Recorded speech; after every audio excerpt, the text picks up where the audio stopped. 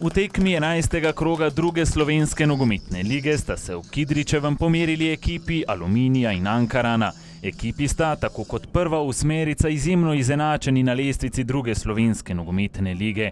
Tokrat je prva priložnost sicer pripadla gostom, iz Ankarana je se izkazal domači vratar Lipovac.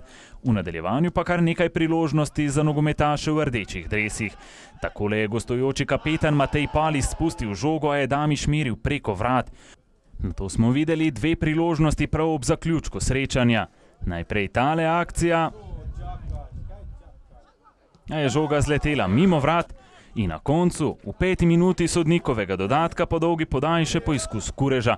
Prvi polčas je bil podaljšan kar za 6 minut, potem ko sta nesrečno z glavama trčila Matic Vrbanec in Matic Forjan. Oba so odpeljali v mariborsko bolnišnico, je z obema vse v najlepšem redu.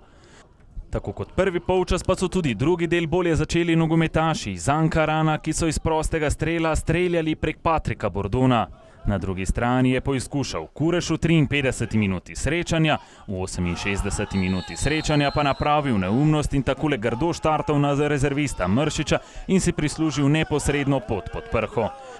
Kljub nogometašoma na igrišču pa so bili nogometaši Aluminija bolj željni zmage in so več poizkušali.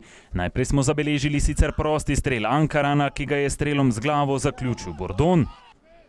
V nadaljevanju poizkus Kozarja. Na koncu pa še sumljiva situacija v sodnikovem dodatku, ko naj bi žoga po izvajanju avta Vodeba zadela enega izmed nogometašev Aluminija v roko, a sodnikova piščalka je ostala nema in ostalo je pri rezultatu začetka srečanja. V Kidričevem tekma 11. kroga druge slovenske nogometne lige, Aluminij Ankaran končnih 0:0.